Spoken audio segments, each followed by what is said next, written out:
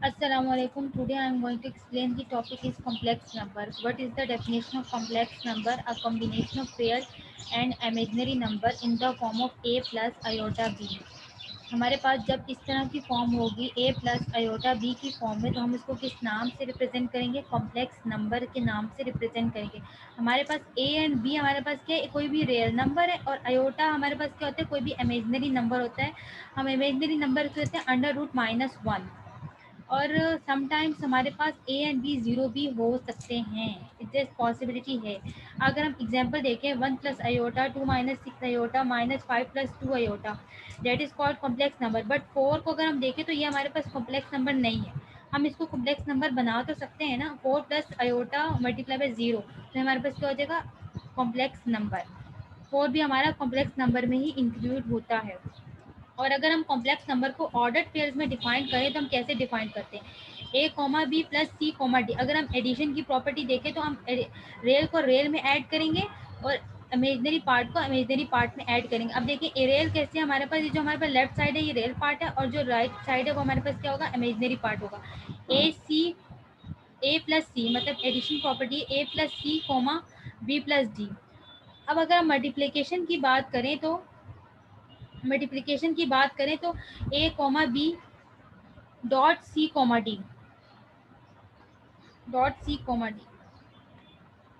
बोलो, ऊंचा बोल दो उसको। पहले आप उठी नहीं थी, अब आलू नहीं ज्यादा, आलू ज्यादा।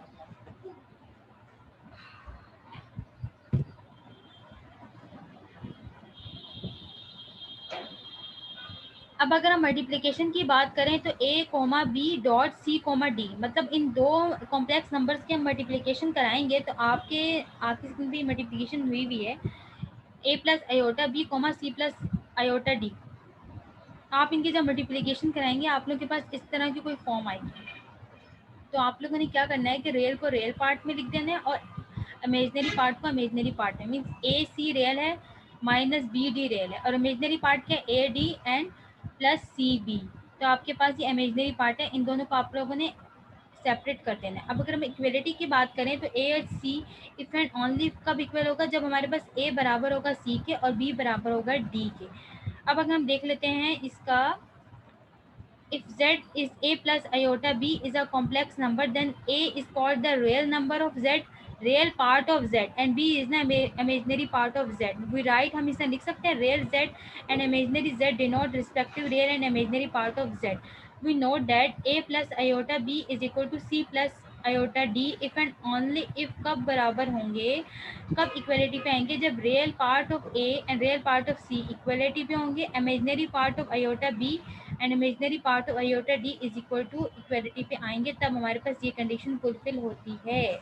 ओके, अब हम बात करते हैं एडिटिव आइडेंटिटी। आइडेंटिटी का मतलब है जब हम एडिशन में आइडेंटिटी देखते हैं तो हमारे पास जीरो आता है। जब हमारे पास ए भी जीरो हो और इमेजनरी पार्ट भी जीरो हो तो हमारे पास जीरो क्या होता है? एडिशन में क्या होता है? जीरो होता है। और मल्टीप्लिकेटिव आइडेंटिटी में हमारे पास क्या होता है? वन होता है। अगर हमारा इमेजनरी पार्ट जीरो हो जाए और ए हमारे पास वन हो तो इसका multiplicative identity is the set for all complex numbers. अब हम देख लेते हैं एडिटिव इनवर्स। एडिटिव इनवर्स का मतलब होता है हम एडिशन में सब्ट्रैक्शन में इसका इनवर्स देखते हैं। मतलब अगर हम इसका इनवर्स देखेंगे तो जो पॉजिटिव है वो नेगेटिव हो जाएगा, तो हम इस पूरी टर्म को नेगेटिव से मल्टीप्लाई कराएंगे तो हमारे पास इनवर्स आ जाएगा। एडिटिव इनवर्स का मतलब समझिएगा। अब अगर हम मल्टीप्लिकेटिव इन्वर्स की बात करें तो z is equal to a plus iota b. इसका इन्वर्स क्या होगा? 1 plus a plus iota b के। अब मल्टीप्लाई डिवाइड बाय कॉन्जुगेट करेंगे तो हमारे पास क्या फॉर्म आ जाएगी? A divide by a square plus B square minus b divide by a square plus B square iota की फॉर्म आ जाएगी। अब हम दो डेफिनेशन देख लेते हैं। डेफिनेशन बोलने या फॉर्मूलाज बोलने एक ही बात है कि z1 माइनस z2 को हम इस तरह लिख सकते हैं, z1 प्लस राउंड ब्रैकेट में माइनस z2। आप इसको ओपन करो, आपके सामने ये चीज़ दोबारा आएगी। और z1 डिवाइड बाय z2 को हम z2 को z2 का इन्वर्स लिख सकते हैं, बिल्कुल लिख सकते हैं। अब हम लिखते हैं कॉन्जुगेट। कॉन्जुगेट का मतलब क्या होता है? कॉन्जुगेट का मतलब होता है कि जो आपके पास ये जो इमेजिनरी पार्ट होता है, इसका साइन अगर पॉजिटिव है तो नेगेटिव हो जाएगा और नेगेटिव है तो पॉजिटिव हो जाएगा।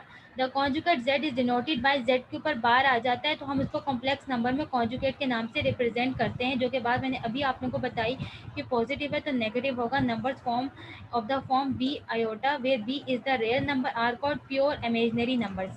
अगर हम एक z को z बार से मल्टीप्लाई कराएं तो आपके पास एक रियल नंबर आएगा a square plus B square. ये आप लोगों के अपनी स्क्रीन पर नजर आ रहा होगा। कैसे आया है? Z a plus iota b और z bar a minus iota b. देखें मल्टीप्लीकेशन कराएं, a square minus a b iota plus a b iota plus B square plus, हमारे पास प्लस कब आता है? ये जब आप इस पूरी ब्रैकेट को ओपन करेंगे ना तो आप लोगों के पास ये चीज़ आ जाएगी।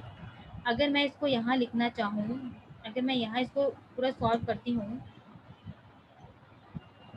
तो आप यहाँ देख सकते हैं कि कैसे सॉल्व होगा ये। अगर मैं यहाँ इसको सॉल्व करूँ, अगर मैं ए आउटसाइड ले लूँ,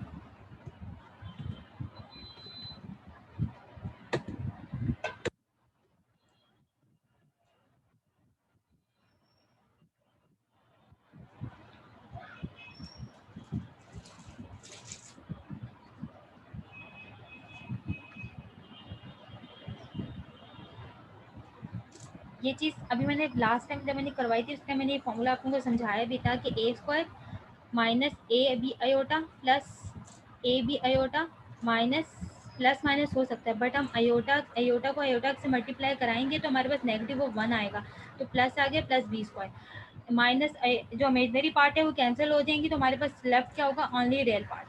अब मॉडुलस ऑफ कॉन्जुगेट देख लेते हैं। ये हमारे पास क्या होता है? अगर हम किसी भी z बार है, अगर हम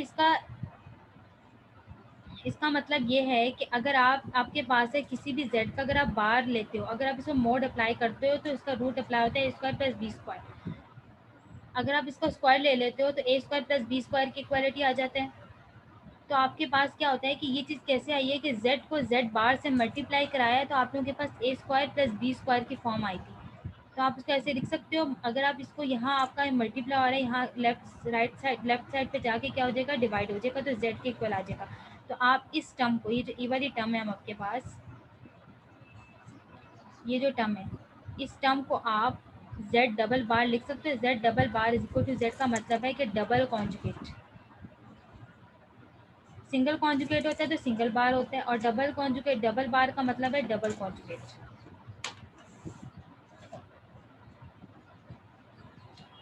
इंशाल्लाह नेक्स्ट लेक्चर में हम लोग आर्गन डायग्राम पढ़ेंगे, लेकिन हम अपना लेक्चर देख लेते हैं हमने क्या क्या रीड किया। Modulus of conjugate, modulus of conjugate के बाद हमने सबसे पहले हमने क्या रीड किया था? सबसे पहले हमने कॉम्प्लेक्स नंबर्स की डेफिनेशन रीड की थी कि आपके पास कॉम्प्लेक्स नंबर की डेफिनेशन होती क्या? कॉम्प्लेक्स नंबर हम कहते हैं किसे? हमने उसमें कुछ प्रॉपर्टीज़ पढ़ी थी, एडिशन की, मल्टीप्लिकेशन की और इक्वलिटी की, और कब ये एडिशन होता है कब ये मल्टीप्लिकेशन होता है।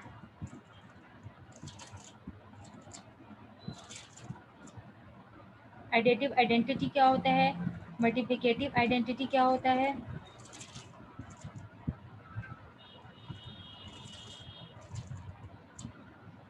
एडिटिव आइडेंटिटी क्या होता है, मल्टीप्लिकेटिव आइडेंटिटी क्या होता है, एडिटिव इन्वर्स क्या होता है, मल्टीप्लिकेटिव इन्वर्स क्या होता है, conjugate of a complex number क्या होता है, व्हाट इज कॉन्जुगेट क्या होता है, ये चीज़ एक्सप्लेन होगी। जेड को अगर आप किसी भी जेड है आपके पास कोई भी कॉम्प्लेक्स नंबर, उसको कॉन्जुगेट से मल्टीप्लाई करो तो आपके पास क्या आता है? किसी भी मोड लो, किसी भी कॉन्जुगेट का मोड लो तो आप इसको किस तरह लिख सकते हो? अगर उस मोड का स्क्वायर ले लो तो आप इसको किस तरह लिख सकते हो? और मॉडुलस कॉन्जुगेट अगर आप जेड स्क्वायर का बार है,